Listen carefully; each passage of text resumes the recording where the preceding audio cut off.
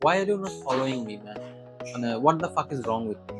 কত এরা গেরা অপু ভাইকে ফলো করতে পারেন, আমার মতো একটা কালচার ছেলেকে আপনি ফলো করতে পারেন না? করেন ভাই, আপনার কোনো লস হবে না। সবার কি অবস্থা, সবাই কেমন আছেন? আজকে নতুন একটা ব্লগ। তো আমার প্রতি বছরের একটা খুব সুন্দর অভ্যাস হচ্ছে, আমি মাঝে মাঝে রমনা পার্কে হাঁটতে যাই। মানে খিলগাঁও থেকে হেঁটে হেঁটে আমি রমনা পার্ক যাই, রমনা পার্কে হাঁটাহাঁটি করি, আবার হেঁটে হেঁটেই ব্যাক করি। তখন নাস্তা করতে বসলাম মোহাম্মদিয়াতে। এটা হচ্ছে খুবই পুরনো একটা রেস্টুরেন্ট। আমি এখানে 2018 সালে যখন কলেজে পড়তাম রাজারবাগে, তখন থেকে এখানে নাস্তা করতাম। এখন যদি সচরাচর আসা হয় না, এই রমনা পার্ক গেলে সকালে এখান থেকে নাস্তা করে তারপর হচ্ছে যাই। আমার একটা প্রশ্ন আছে আপনাদের কাছে। ধরেন এই এই সিনটা আপনারা দেখবেন হয়তো ইন্ট্রো এর 10-12 সেকেন্ডের মধ্যে। যারাই 10-12 সেকেন্ডের মধ্যে থাকবেন, please, why are you not following me, man? মানে what the fuck is wrong with you? কত এরা গেরা অপু ভাইকে ফলো করতে পারেন, আমার মতো একটা কালচার ছেলেকে আপনি ফলো করতে পারেন না? করেন ভাই, আপনার কোনো লস হবে না। আচ্ছা, আমার খাবার দাবার চলে আসছে। নিলাম হচ্ছে চিকেন স্যুপ, নিলাম হচ্ছে সবজি, আর রুটি নিয়েছি। চিকেন স্যুপের চিকেন গুলো বেশ ভালো ভালোই, দেখেন এই যে বড় বড় পিস, একদম ভালো ভালো চিকেন পিস দিয়েছে। একটা থাই পিস আর একটা হচ্ছে আপনার ব্রেস্ট পিস, ভালোই দিচ্ছে। আর স্যুপটাও বেশ ঘন। আচ্ছা, খুব অনেক বেশি পেঁয়াজ দেখতে পাচ্ছি আমি স্যুপের মধ্যে। So I guess it will be all right. শুরু করি, বিসমিল্লাহ। কি করবেন, এভাবে একটু রুটি ছিঁড়ে চিকেন স্যুপের ভিতরে এভাবে ডিপ করবেন। ডিপ করে বিসমিল্লাহ বলে হুম,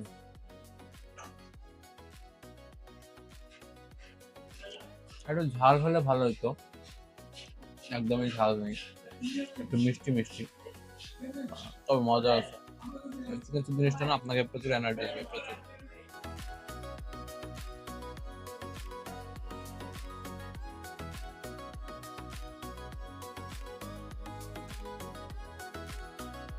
আচ্ছা, আমার এই পাশে যে বিল্ডিংটা দেখতে পাচ্ছেন, এটা হইতেছে অফিসার্স ক্লাব। মানে অফিসার্স ক্লাব খুবই বিশেষ একটা জায়গা। অফিসাররাই কেবল এই জায়গায় থাকতে পারে।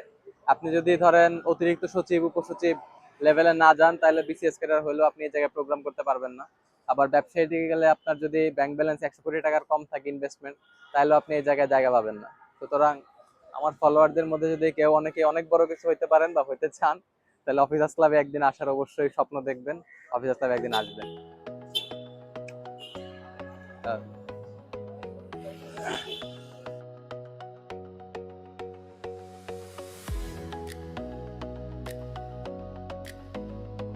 আচ্ছা, এই মুহূর্তে আছে অফিসার্স ক্লাব পার হয়ে হচ্ছে এই পাশে আপনার পার্বত্য চট্টগ্রাম কমপ্লেক্স, যেটা নিয়ে আমার খুব আপত্তি আছে। এই জিনিসটা এখানে কেন বানানো হয়েছে, এটা পলিটিক্যাল কারণ, সেটা পরে আরেকদিন বলবো। তবে এই রোডটার নাম হইতেছে মিন্টু রোড। তাহসান মিথিলার তো অবশ্যই চিনেন আপনারা, তো তাহসান মিথিলার প্রেম কিন্তু এই মিন্টু রোড থেকে শুরু হয়েছিল। মানে কথিত আছে যে মিন্টু রোডের প্রেম কখনো সত্যি হয় না। এখনো পর্যন্ত আমি আমার কোনো বন্ধুদের যাদের প্রেম মিন্টু রোডে হয়েছে, তাদের কারো প্রেমই আসলে টিকে নাই। যাই হোক, মিন্টু রোডের এক পাশে হচ্ছে আপনার সরকারি স্থাপনা, আরেক পাশে হইতেছে আপনার সরকারি কোয়ার্টার গুলা। কারণ বিসিএস ক্যাডার যারা সচিব উপসচিব কিংবা মন্ত্রী মিনিস্টারের অনেকের কোয়ার্টার এই জায়গায় আছে। তো যদি কেউ ওই লেভেলে যাইতে পারেন, তাহলে হয়তো এই এলাকায় আপনার জায়গা হবে।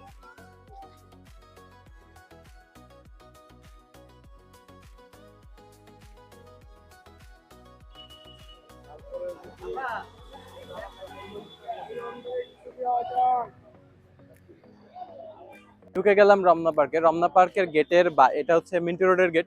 মিন্টু রোডের গেটের বাইরেই দেখবেন হচ্ছে প্রচুর দোকানপাট নিয়ে মানুষজন বসে আছে। এই জায়গায় কেক পাওয়া যায়, বিস্কিট পাওয়া যায়, ফল ফ্রুট পাওয়া যায়। যারা হচ্ছে এখানে, আজকে যেহেতু শুক্রবার, আজকে প্রচুর মানুষ হচ্ছে জগিং করতেছে এই জায়গায়। তো মানে সবসময়ই করে।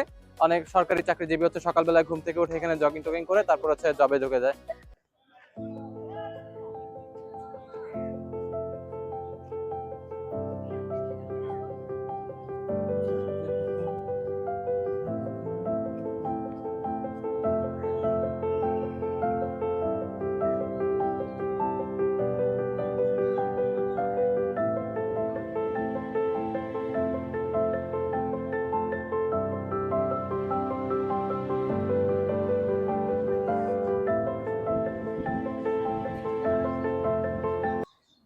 এই যে ওয়াকওয়েটা দেখতেছেন না, এই ওয়াকওয়েটা হইতেছে রমনা পার্কের সবচেয়ে পপুলার জায়গা।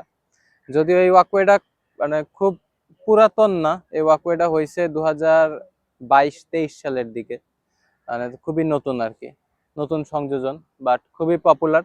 বৃষ্টির সময় আসলে এই জায়গাটা অনেক বেশি সুন্দর হয়ে যায়, মানে এই ওয়াকওয়েটা তখন অনেক সুন্দর লাগে আর কি। আর রাতের বেলায় হচ্ছে নিচে হলুদ লাল হচ্ছে লাইট জ্বলে, তখন আরো বেশি সুন্দর লাগে। এই সিনারিটা অনেক সুন্দর। লেকের পারে হচ্ছে আপনার এই ওয়াকওয়েটা, রমনা পার্কের টপ ফটো শুটের জায়গা। এখানে দেখবেন অনেকে হচ্ছে ক্যামেরা নিয়ে ঘুরতেছে, আপনি আসলেই বলবে ভাইয়া একটা ছবি তুলে দেই, ছবি তুলে দেই। তবে এইসব বেশিরভাগই হচ্ছে স্ক্যাম, এগুলো থেকে সাবধানে থাকবেন আপনার।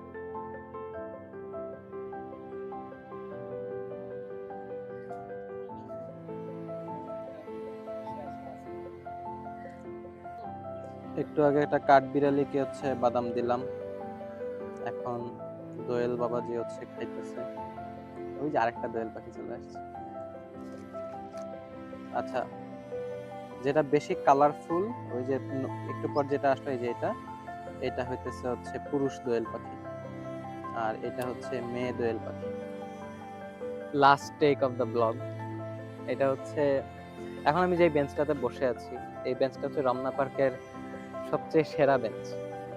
এখন কেন সেরা বলতেছি, বিকজ ওই আপনাদেরকে ওয়াকওয়ে দেখাইছি না, তো ওয়াকওয়েটা যখন বানানো হয় তখন রমনা পার্কে প্রচুর রেনোভেশন হয় আর কি। রেনোভেশন বলতে আগে প্রত্যেকটা বেঞ্চেই রমনা পার্কে এরকম হেলান দেওয়ার হচ্ছে জায়গা থাকতো, ঠিক আছে, হেলান দেওয়ার জন্য সাপোর্ট থাকতো।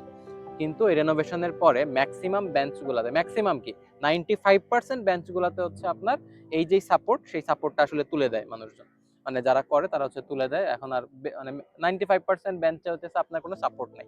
এই কয়েকটা হচ্ছে আগের, এটাও নতুন ডিজাইনের, তারপর এটার মধ্যে সাপোর্ট আছে, এই কয়েকটার মধ্যে হচ্ছে সাপোর্ট পাওয়া যায়। আর পুরাতন বেঞ্চ হচ্ছে কয়েকটা আছে এখনো, ওইগুলো হচ্ছে ওই অন্যদিকে গেলে হচ্ছে দেখানো যেত।